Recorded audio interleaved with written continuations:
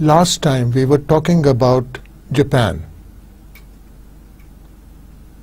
We looked at that special check and balance mechanism between the Diet, that is the Parliament, and the Emperor and the Executive. We also looked at the characteristics of the civil service and found some aspects to be very different from those in the UK and Britain.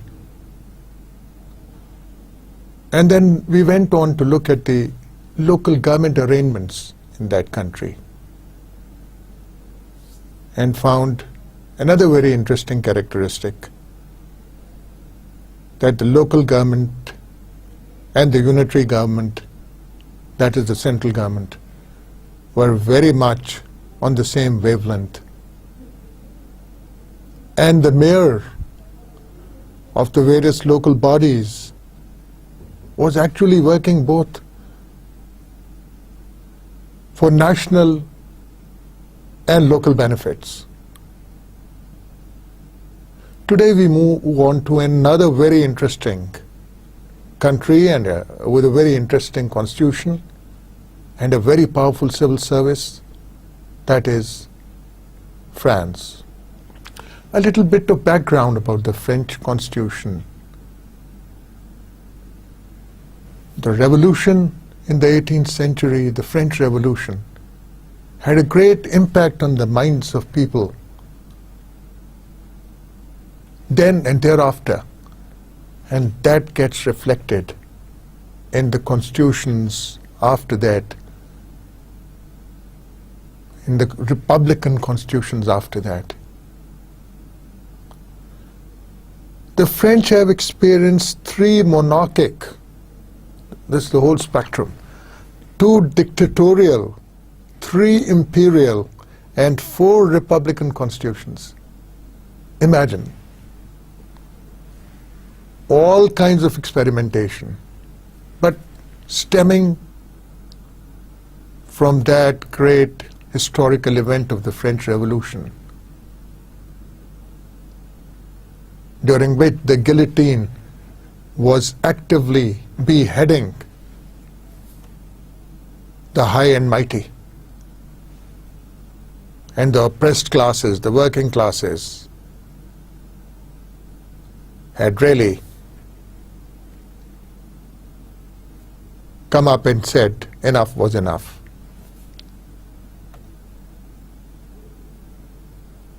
On an average, France has been changing its constitution over the last century or so for every 12 years.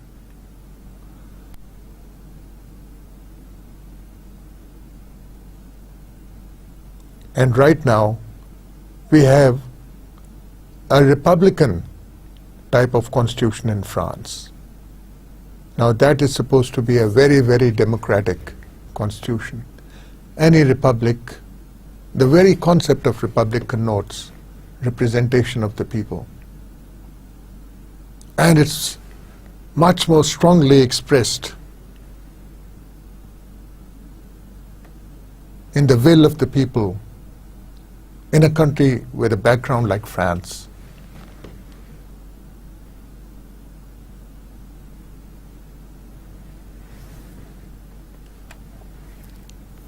The present French Constitution, which established the Fifth Republic, was promulgated in 1958 under the instructions of General de Gaulle.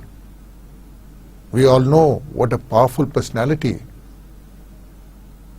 General de Gaulle was, and how he had great influence over what was happening in those times. So here comes the Constitution in 1958. which is called the Fifth Republic, because previously there had been republics also. If we move from the Napoleon, post-Napoleon era, we see all those republican governments in place. So the Fifth Republic under de Gaulle ushered in this very, very interesting constitution. And the constitution was designed to give France a strong and stable government, because this is something which France had always suffered from, instability, on and off in history. Perhaps one of the most unstable countries in Europe in those times. So the major objective of this constitution was to really ensure that France becomes and remains a strong and a stable state. How did they do it? What are those provisions which were to ensure such a stability? We look at all the details.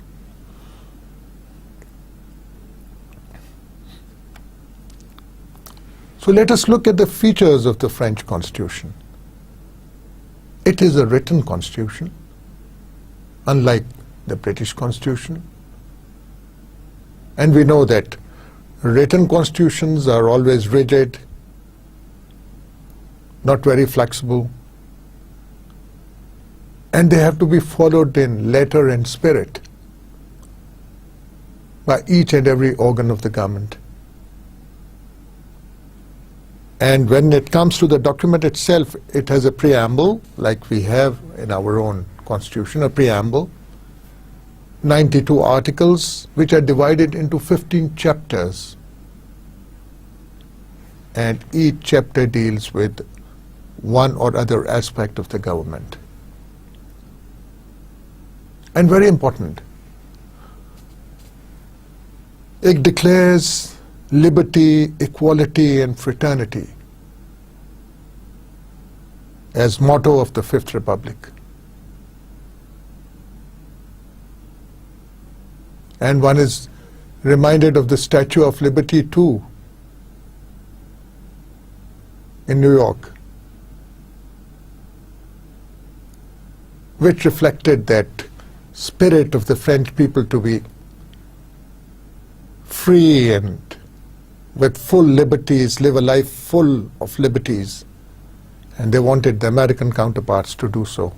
And as a gesture, the Statue of Liberty was gifted to the United States. So great words, liberty, equality, and fraternity.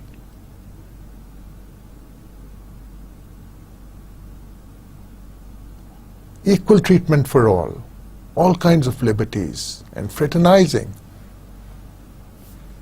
togetherness, unity.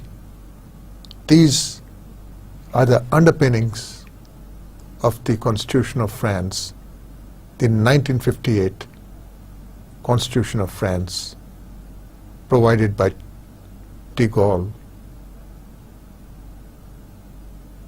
during the Fifth Republic.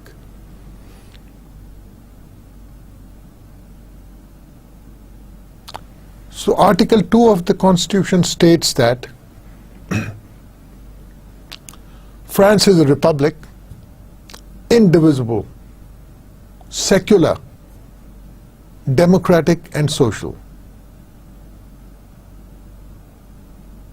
So the republic aspect has been captured right in the beginning of the Constitution. Again, the unity of the nation gets emphasized, indivisible.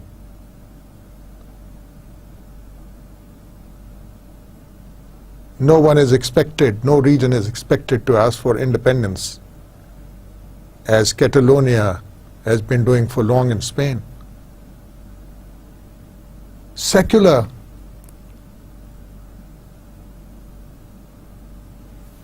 unlike our constitution, we are a republic, the Islamic Republic of Pakistan. So we are a republic, but not secular. Here we have a republic which is secular also. Democratic and social only emphasizes what has already been said before. Because the republic part captures to some extent, in fact, to the maximum extent, the democratic aspect of a polity, and the social aspect is captured here by the secular aspect, and also by the need, by the motto, by the word of fraternity in the motto. So, a little bit of repetition there perhaps. As I said, it is a rigid constitution, it is a written constitution. But it can be amended. And there are two mechanisms available for amendment. This is interesting. It contains the procedure for amendment. It can be amended by Parliament by 60% majority vote in both the houses. So you've got to have a 60% combined majority vote of both houses to be able to amend the Constitution. What about the other mechanism? Now, the President can call for a national referendum whether or not to really amend the Constitution.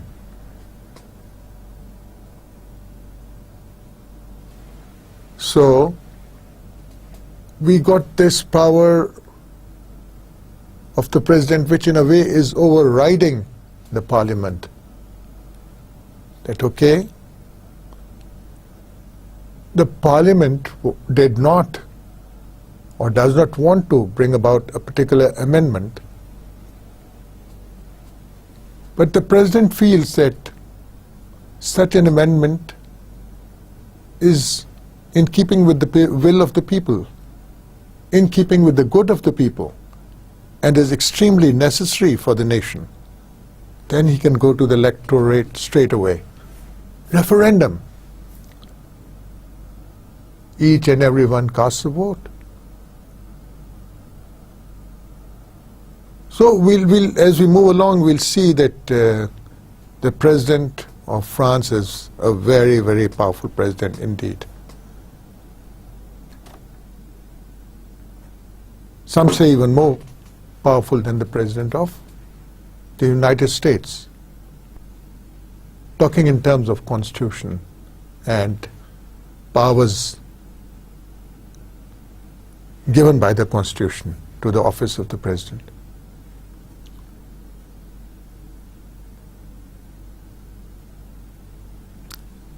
And the only amendment which cannot take place under any circumstances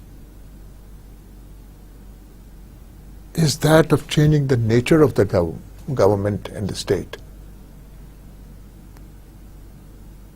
You cannot do away with the representative or the republic form of government and introduce an amendment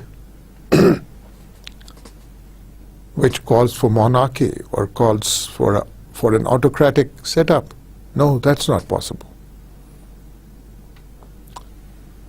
And we see that the spirit in the aftermath of that French Revolution, that bloody French Revolution, of wanting to keep the country republic, of wanting to keep the country democratic, and abolishing monarchy forever.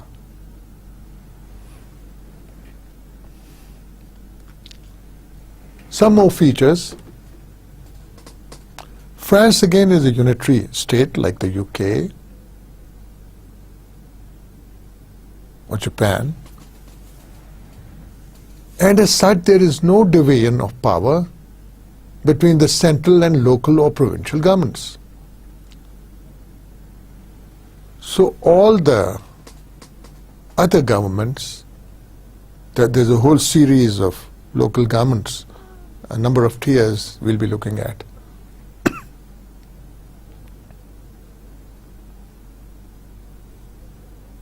There is no division of powers. So primarily it would be the central government which is supreme, and it would be delegating whenever it feels the need to do so powers to the local governments. We saw this happening in Japan too. Whereas in UK we found a much more powerful local government system.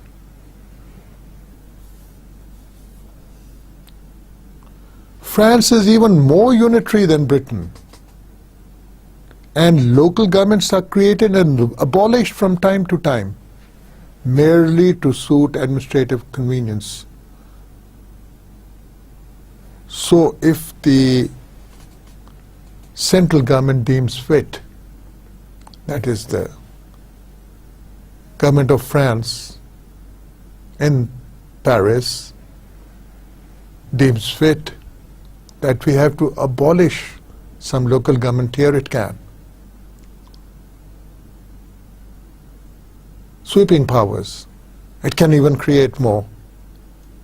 And of course it can delegate or take away powers from these local governments. So we have a unitary state and a very strong central government. Perhaps one of the strongest central governments one can think of.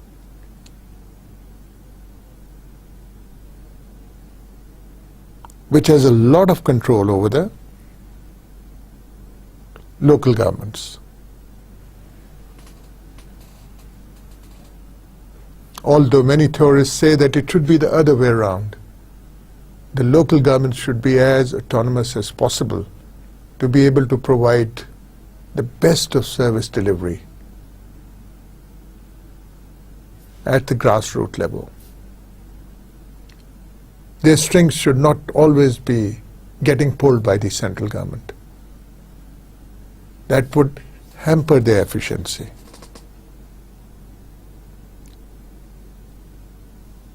But we see in France, it's the other way around.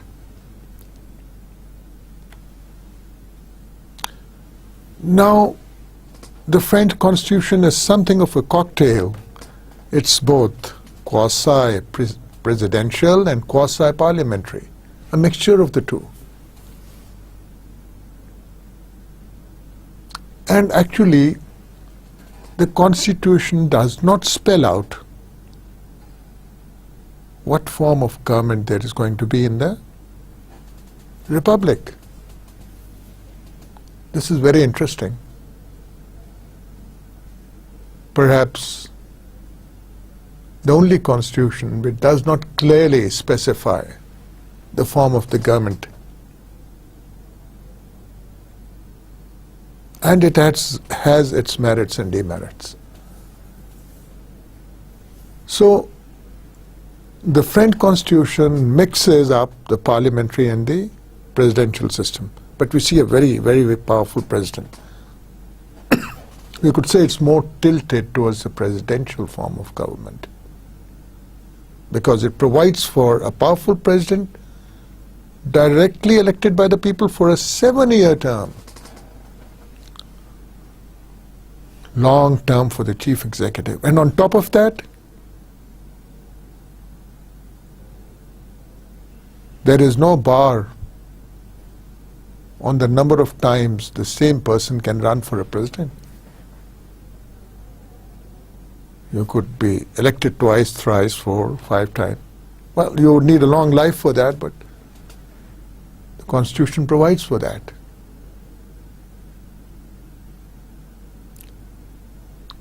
Then again, the ministers are nominated. Although they are headed by the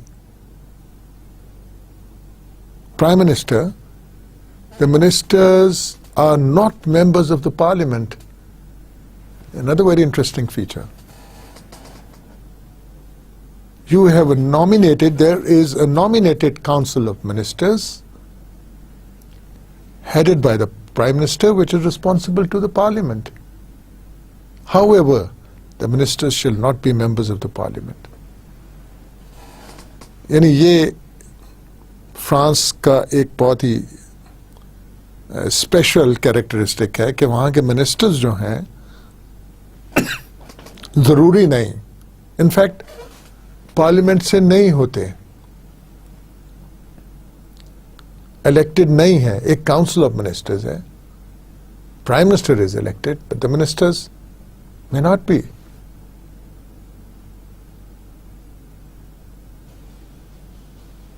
तो France के system में बहुत powerful president है, prime minister और ministers की इतनी powers नहीं है.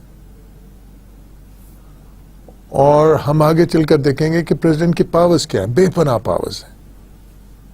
और हमने ये देखा कि जो फ्रांस की कॉन्स्टिट्यूशन है वो मिक्सचर है दोनों फॉर्म्स का, प्रेसिडेंशियल फॉर्म ऑफ गवर्नमेंट का भी और पार्लियामेंट्री फॉर्म ऑफ गवर्नमेंट का भी.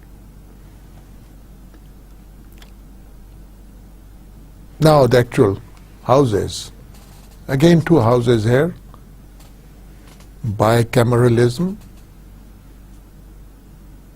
दो houses हैं, एक कहलाता है नेशनल असेंबली जैसे हमारे यहाँ कहलाता है और वो लोअर हाउस है, और दूसरा सेनेट है और वो अपर हाउस है. बिल्कुल जैसे हमारे यहाँ वही टर्मिनोलॉजी इस्तेमाल हो रही है. So parliamentary type of terminology over there. The National Assembly has 577 members, much more than we have, directly elected for a term of 5 years. यहाँ भी 5 साल हुकूमत चलती है. The Senate has 321 members who are indirectly elected for a term of 9 years. 9 years is a big, big term. 9 साल एक senator जो रहेगा तो कितनी कंटिन्यूटी आएगी आप देख लीजिएगा. एक प्रेसिडेंट जो 7 साल रहेगा तो कितनी कंटिन्यूटी आ सकती है सिस्टम में. और ऐन मुमकिन है कि वो 14 साल रहे, क्योंकि अगर उसने अच्छा परफॉर्म किया है तो they will bring him back.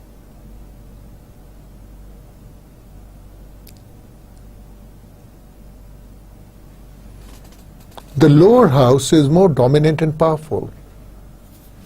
Pakistan में भी यही है कि लोअर हाउस जो है उसकी पावर्स सेनेट से ज्यादा है.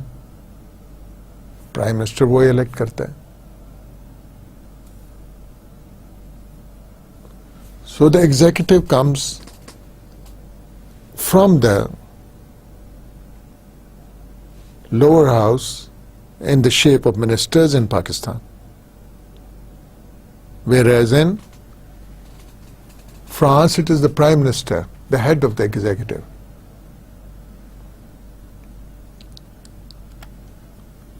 We continue with the features of the French Constitution.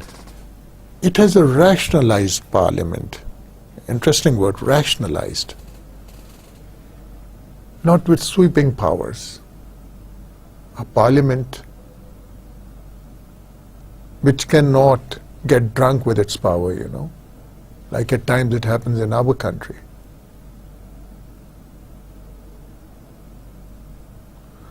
French Parliament has limited powers, restricted by the Constitution, and as such provides for a strong executive.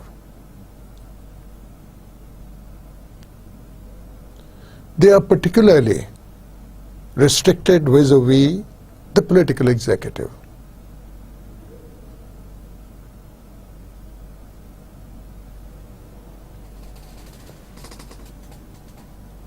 So in this particular case, minimal executive powers with the parliament, the political executive, the president, is the all-powerful figure in French politics. The parliament can make laws, obviously, but only on subjects defined in the constitution. और फिर एक और mechanism है, जैसे हमने पहले वो amendment के भी डुअल मैकेनिज्म देखे थे. गवर्नमेंट भी लेजिस्लेट कर सकती है. Doesn't happen in most countries. The government is empowered to legislate by executive decree. You just pass a decree, and that becomes law.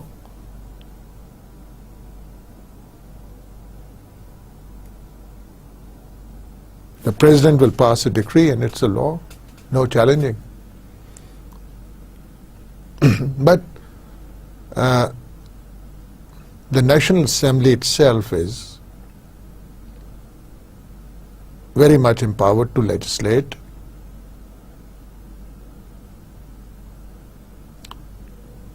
On subjects which are laid down in the Constitution to be legislated upon by the National Assembly. तो एक बड़ी आप कह लीजिएगा restricted किस्म की national assembly पाई जाती है, जिसके पर कटे हुए हैं, जिसका एग्जीक्यूटिव पे कोई बिल्कुल इन्फ्लुएंस नहीं है, और जिसको लॉ मेकिंग में, लेजिस्लेशन में भी खुली आज़ादी नहीं है. वो चंद खास सब्जेक्ट्स पर लेजिस्लेट कर सकते हैं जिनका जिक्र कॉन्स्टिट्यूशन में है. And on top of that जो एग्जीक्यूटिव है वो खुद भी लॉ बना सकते हैं. हमारे यहाँ भी ऑर्डिनेंसेस पास होते हैं, but then even a presidential ordinance has to go to the National Assembly for ratification within a period of time, 90 days or whatever. Otherwise it will lapse. But here no.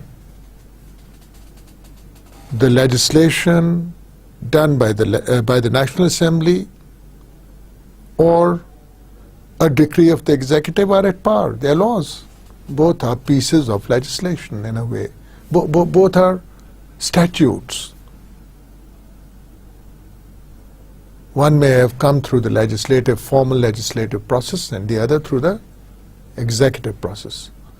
तो ये constitution of France में बड़ी different किस्म की बातें हैं, आप देखेंगे.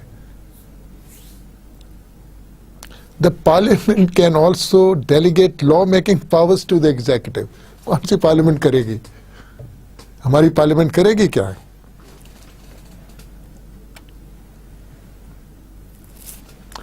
Features of the French Constitution again. There is a Constitutional Council. Now what is that? It functions as a judicial watchdog and ensures that executive decrees and parliamentary laws conform to the provisions of the Constitution. America में हमारे पास judicial review था जिसकी एक form हमने Japan में भी देखी. But either instead of having that kind of a check of balance, France में उन्होंने एक स्क्रीनिंग टाइप ऑफ बॉडी बना दी कि जनाब आप मॉनिटर करो क्या जो लेजिस्लेशन हो रही है या जो डिक्रीज पास हो रही हैं, जो नेशनल असेंबली कर रही है या एग्जीक्यूटिव कर रहा है, क्या वो कॉन्स्टिट्यूशन के मुताबिक है. They should be in keeping with the letter and spirit as far as the constitutional provisions go. But it is an advisory body and its opinion is not binding. अगर ये कह भी देते हैं कि जनाब आपका हमारे ख्याल में पीस ऑफ लेजिस्लेशन जो है पार्लियामेंट को, या डिक्री जो है एग्जीक्यूटिव को, is not in keeping with the Constitution, the executive or The National Assembly may not agree to that. Of course, there is that last resort to the courts, but this is a very interesting screening platform available. So, because of that, probably most laws would be in keeping with the spirit of the Constitution. Because when the National Assembly would be making a law, or the executive is passing a decree, they would keep in mind that it will come within the ambit of examination by this council. And the council consists of 9 members appointed for 9 years. 9. Constitution of France gives recognition to political parties in their role. This was not there before. And the 1958 Constitution of General de Gaulle was the first one to give political parties their due role and recognize them as valid actors in the political arena, as part of political life, essential part of political life. So, Article 4 of the Constitution clearly states that the parties must respect the principles of national sovereignty and democracy. So you can be there, but you got to respect democratic norms. The party has to perhaps itself be democratic within itself and has to respect national sovereignty. The French Constitution is very strict on sovereignty and indivisibility of the nation. Hence, cannot tolerate any parties with other agendas.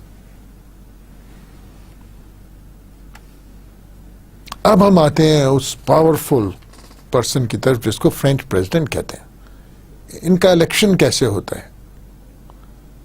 Previously, President used to be elected by an electoral college consisting of the national representatives, representatives of the local governments, and representatives of overseas territories, because France also had been colonizing here and there, and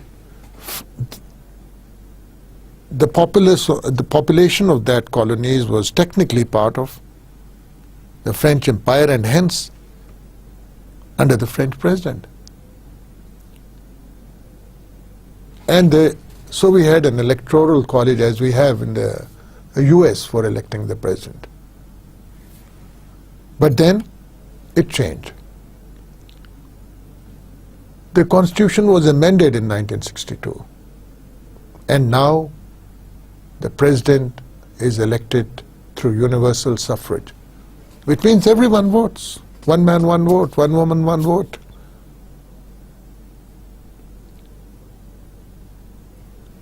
For the president, there is going to be an election in which everyone is going to vote. And then you got to have an absolute majority, clear majority, to be able to get elected.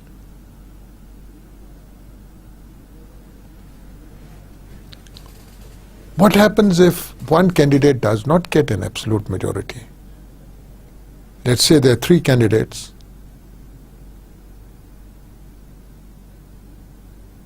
And 2 of them get 30% of the votes and 1 gets 40% of the votes. So what happens?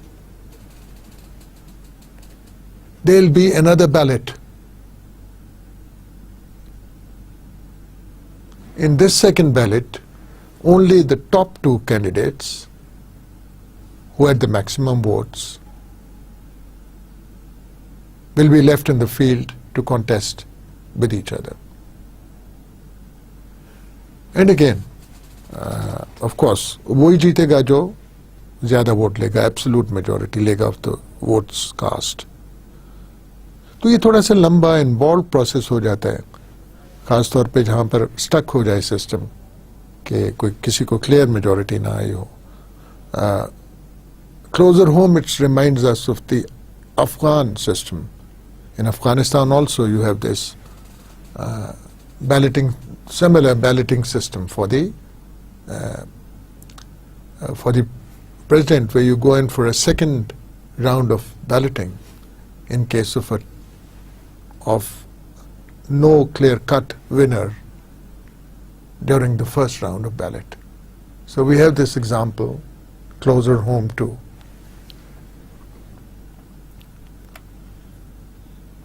President is elected for 7 years, as I said, कि काफी लंबा अरसा होता है एक direction देने के लिए. He is eligible for re-election as many times as he may like.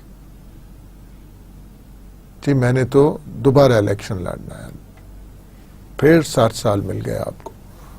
You have done very well. You think you can make it again? Okay, go in for the election again. The Constitution has not prescribed any qualifications for the President, including age. No minimum age. Very interesting. Of course, you got to have that voting age. A child won't become a president. But the Constitution has not prescribed any qualifications for the would-be president. और अगर presidential office किसी वजह से खाली हो जाता है due to any accident, then ये भी प्रोविजन है कॉन्स्टिट्यूशन में कि प्रेसिडेंट का दफ्तर संभालने वाला कौन होगा. वो सेनेट का प्रेसिडेंट होगा. जो सेनेट का प्रेसिडेंट होगा वो in the absence of president का ऑफिस संभालेगा.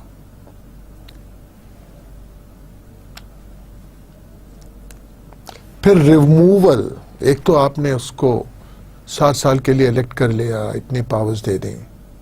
अब क्या ऐसा बंदा अगर आउट ऑफ बाउंड्स जाता है, how do you remove that person? That is also very necessary. So we have system of impeachment. आपको याद होगा कि हमने यूएस में भी ये देखा था और कई यूएस प्रेसिडेंट्स इम्पीच हुए भी और इम्पीचमेंट प्रोसीडिंग्स भी चली.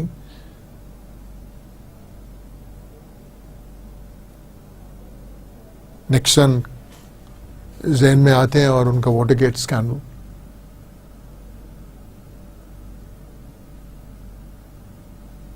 So the president can be removed from his office before those 7 years are complete for conducting some very heinous crimes, including high treason. अच्छा, इसमें इंटरेस्टिंग बात यह है कि impeachment proceedings फाइनल जो है उस पे फाइनल डिसीजन जो है वो पार्लियामेंट का नहीं है. पार्लियामेंट सिर्फ इंडाइटमेंट कर रही है, लेकिन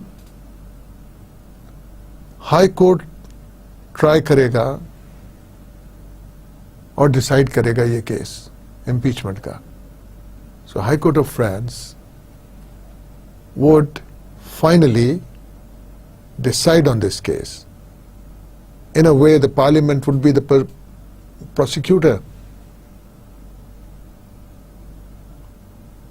लेकिन उसमें ज़रूरी है कि दोनों हाउसेज ऑफ द पार्लियामेंट जो हों उनकी एब्सोल्यूट मेजॉरिटी ये कहे कि जी this president has become a liability and we don't want him any more. उसके बाद फिर वो सारी प्रोसीडिंग्स जो हैं हाई कोर्ट में चली जाएंगी. So a very different procedure of impeachment as compare to the United States. और अब हम उसकी पावर्स और फंक्शंस देखते हैं प्रेसिडेंट की. He appoints the prime minister and accepts his resignation. So in other words, the Prime Minister is also under the thumb of the president, makes him extremely powerful. One hears of the French president all the time, doing all kinds of things, but not of the prime minister. And some very charismatic people have been president of France. He also appoints and dismisses other government members on the advice of Prime Minister. He presides over the meetings of Council of Ministers. He makes the appointments of civil and military posts of the state.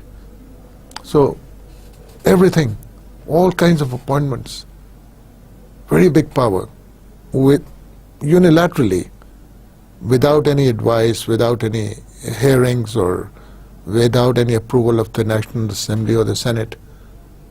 We saw that in the US, every post worth its name had to be approved by the Senate, although the president had nominated that person. But the approval of the Senate was mandatory, must. So here we find the president having full powers to appoint or dismiss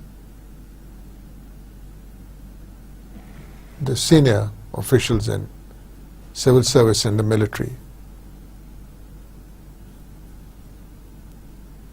And he also presides over the meeting of the ministers. यानी ministers जो हैं उनकी meeting prime minister के बजाय यहाँ हम देख रहे हैं कि प्रेसिडेंट प्रिजाइड कर रहा है.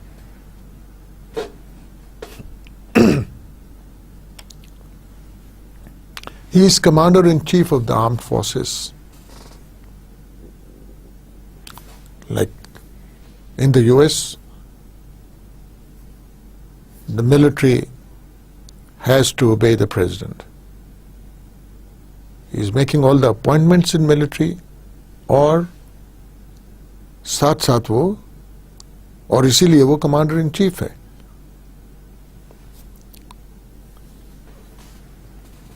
He presides over the higher councils and committees of national defense. यानी डिफेंस में मेजर रोल प्रेसिडेंट का है. चाहे जितनी भी सिक्योरिटी टाइप ऑफ कमिटीज या डिफेंस टाइप ऑफ कमिटीज हैं, the president is going to preside over them. So all जितने भी security, war related matters हैं, उनकी responsibility president की बन जाती है इस तरीके से. The negotiation, he negotiates and ratifies treaties and sends and receives diplomats. ये थोड़ा सा ceremonially कह लें कि एक दफ़ा आपने ट्रीटी कर ली किसी बाहर के मुल्क के साथ किसी भी सब्जेक्ट पे, तो उसकी रेटिफिकेशन ज़रूरी होती है गवर्नमेंट से. तो पार्लियामेंट को कई सिस्टम्स में रेटिफाई करने की पावर्स हैं, यहाँ प्रेसिडेंट को हैं, यानी उसके पास रेटिफिकेशन की पावर्स हैं. फिर वो एम्बेसडर्स भी लगाएगा. He will send and receive diplomats. Receiving diplomats is more ceremonial kind of a power. When a particular ambassador of a country comes and presents his or her credentials to the president. So that is more ceremonial, but nevertheless very symbolic. He can dissolve the National Assembly.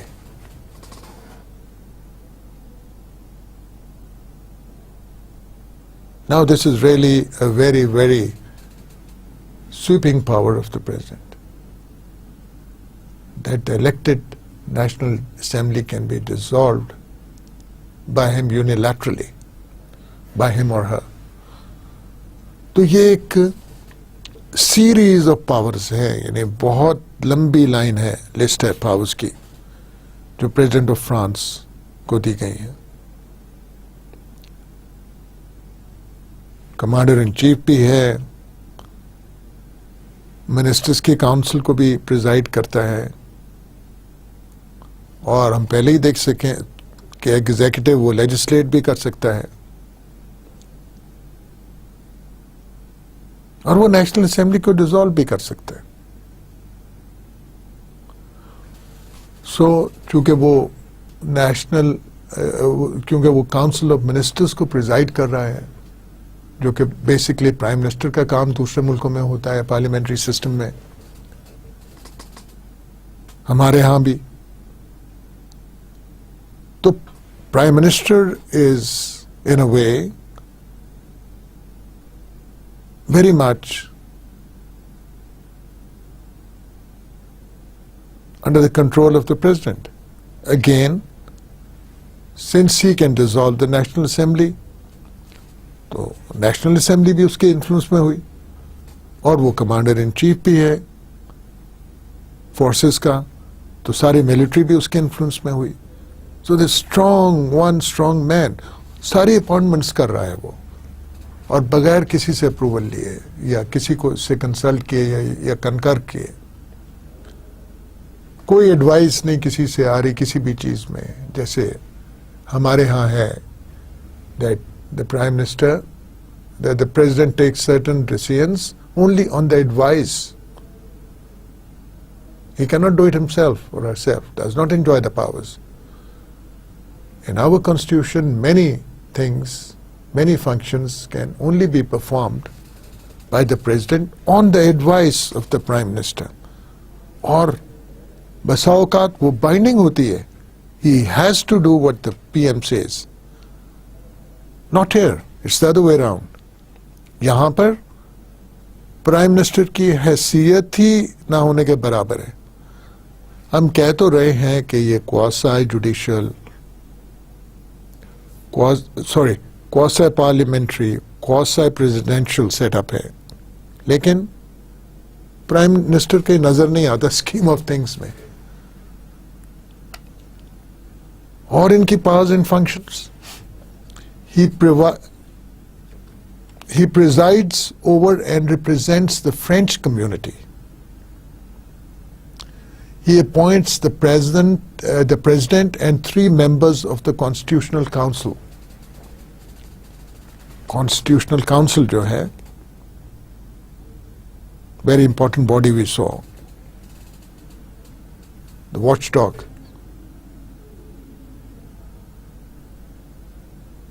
He can send messages to the parliament and summon its special sessions. हमारे यहाँ भी यही है, ये power है president के पास, to promulgate, to call the sessions and end them. He can send messages to the parliament. This is very important. कि जी ऐसे हो तो बेहतर है. What does the message mean? It implies that please, I feel this, so go ahead and try to do this. So we have this system of being able to send messages to the National Assembly. Okay, we perhaps need to legislate on this subject. If you don't do, I will do it. Things like that. He can submit to a referendum any government bill on the proposal of the government during the parliamentary session.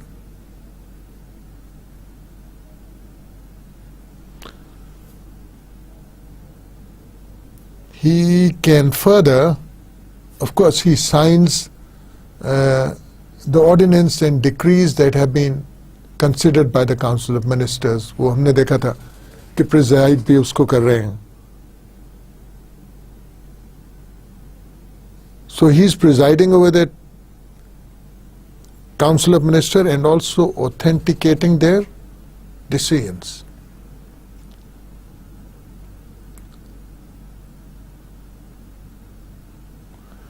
He has the right to pardon. Now this is a right given in certain constitutions to the highest office, generally to the president. to be able to pardon someone who has committed a crime. In our constitution also, in Pakistan, हमारे यहाँ भी ये powers हैं president के पास कि वो murder cases में pardon कर सकते हैं. बहरहाल वो एक पूरा सिलसिला होता है जो चलता है. प्राइम मिनिस्टर प्रपोजल भेजता है, कुछ वजूहात होने चाहिए, लेकिन ये पावर्स आमतौर पे बहुत कम एक्सरसाइज की जाती हैं दुनिया में पार्डन करने की by the head of the state. यानी आप एक थोड़ी सी इनइक्वालिटी फिर आ जाती है सिस्टम में कि let's say more than 99% people, 99.999% people are being convicted of murder and going through whatever punishment has been given to them by the courts. But then there is this one person who gets pardon from the president. We don't know, for good or bad reasons. तो ये थोड़ा सा ये power जरूर है और कई मुल्कों में है.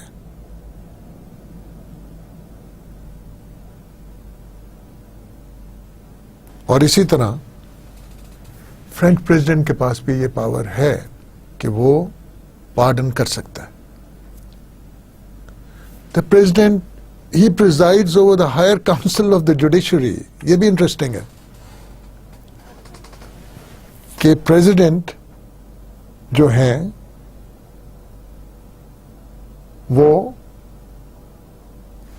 जुडिशरी के भी एक किस्म का इन्फ्लुएंस है उनका जुडिशरी पे. Nowhere else you find this kind of thing. President having a this is a formalized thing. ये नहीं है कि आपने एक टेलीफोन किया जज साहब को कि भाई ये वो. This is a formalized thing that you are going to preside over the higher council of the judiciary. So you have an influence over the judiciary. So you have the influence over the prime minister. आप prime minister के ऊपर आपकी बात चलती है. National assembly को आप dissolve कर सकते हैं. आप आर्म्ड फोर्सेस के हेड हैं, ऑल द आर्म्ड फोर्सेस. आप काउंसिल ऑफ मिनिस्टर्स को प्रिजाइड करते हैं. आप जुडिशरी की हायर काउंसिल को भी प्रिजाइड करते हैं. तो पीछे क्या बचा? You are in a way influencing all the organs of the state. You are supreme.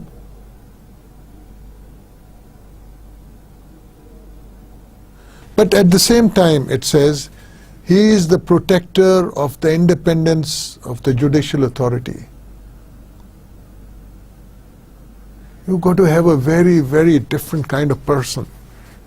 ये कोई बहुत ही स्पेशल बंदा होना चाहिए फ्रेंच प्रेसिडेंट जो इतनी पावर्स होने के बावजूद अपनी सेंसेस में रहे और डिलीवर करे.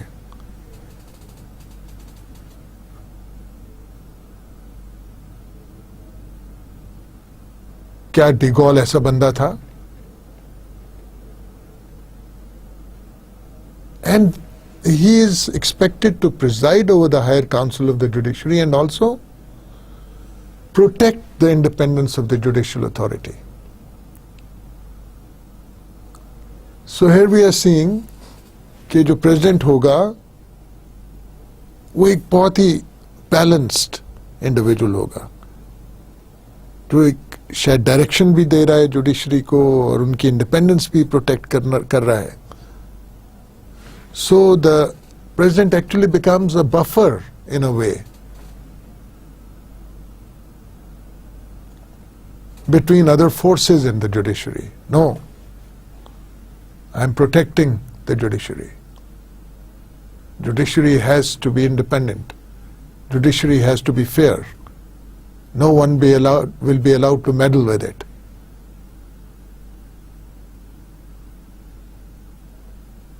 He is vested with the special powers to deal with emergencies.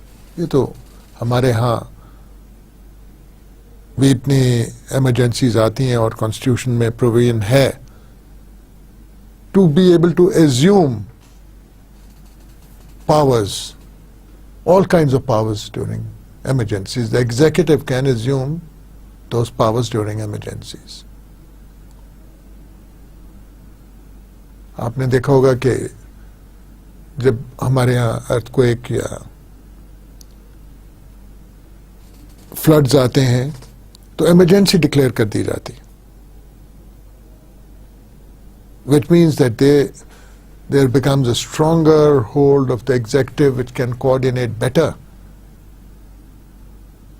to provide relief to the people. So this is present in most constitutions.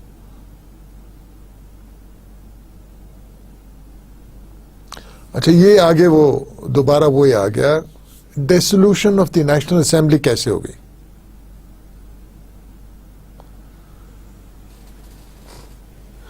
इसमें बाइंडिंग फिर नहीं आ रहा.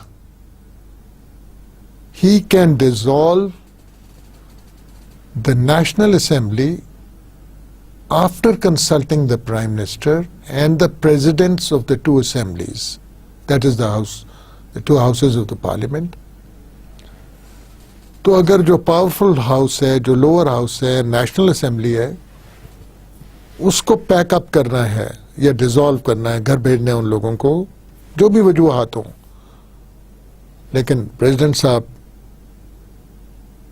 के ख्याल में a situation has arisen where the National Assembly has to be dissolved. The President is in office, 7 years term. तो उसके लिए ज़रूरी है कि प्रेसिडेंट जो है वो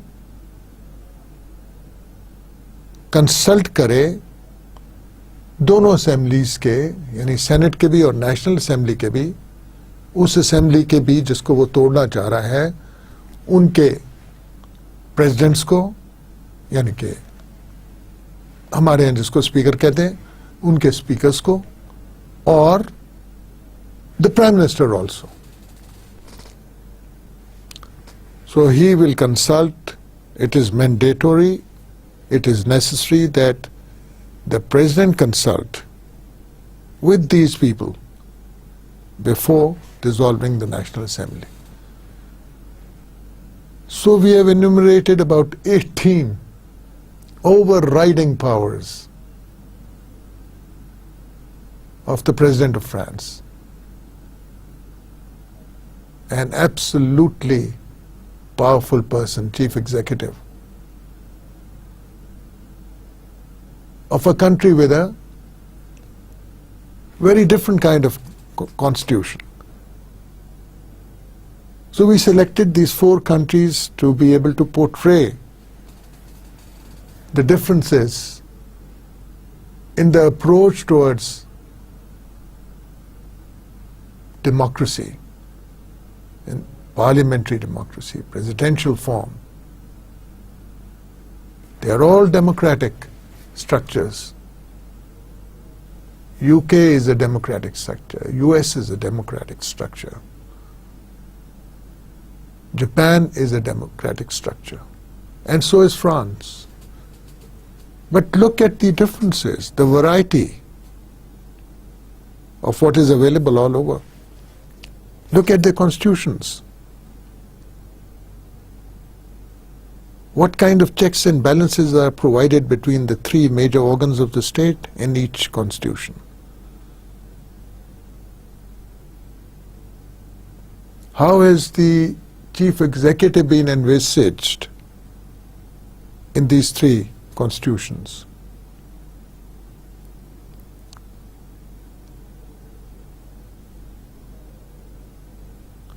What are the powers, respectively, of the President and the Prime Minister in these constitutions?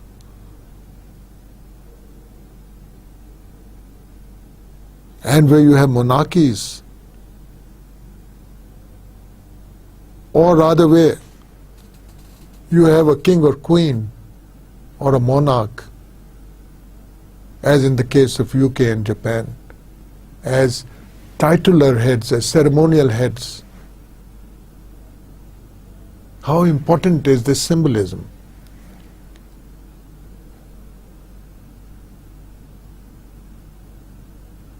And how big is the country? How diverse is the country?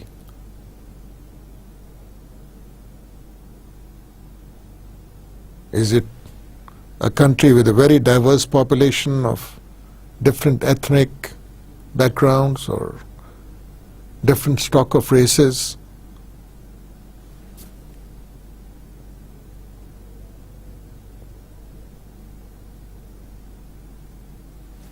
Is a unitary form of government suitable for that particular kind of demography?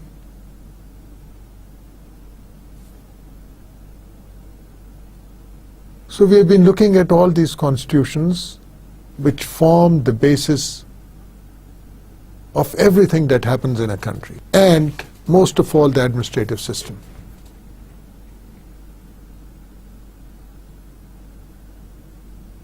Because whatever has been stated in a constitution has to be through a series of laws or otherwise implemented. And it is the administrative system which is going to implement it. Hence, in all these cases, we have been looking at the constitutions followed by an examination of the administrative systems, basically the civil service and also the local government setups. तो ये सारा जो सिलसिला है हमने इसलिए किया, constitutions को इतना तो नहीं, कुछ डिटेल में देखा ताकि हम समझ सकें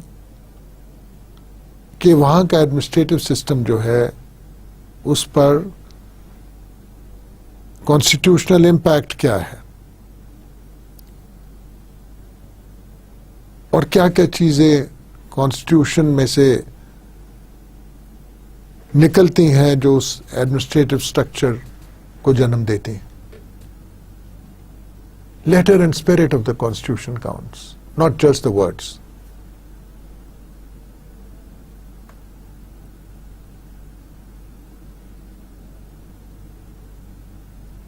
And today we looked at this very, very interesting constitution, a quasi-presidential and a quasi-parliamentary constitution, a cocktail of sorts.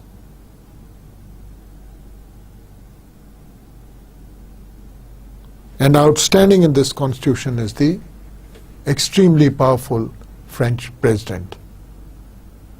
Thank you.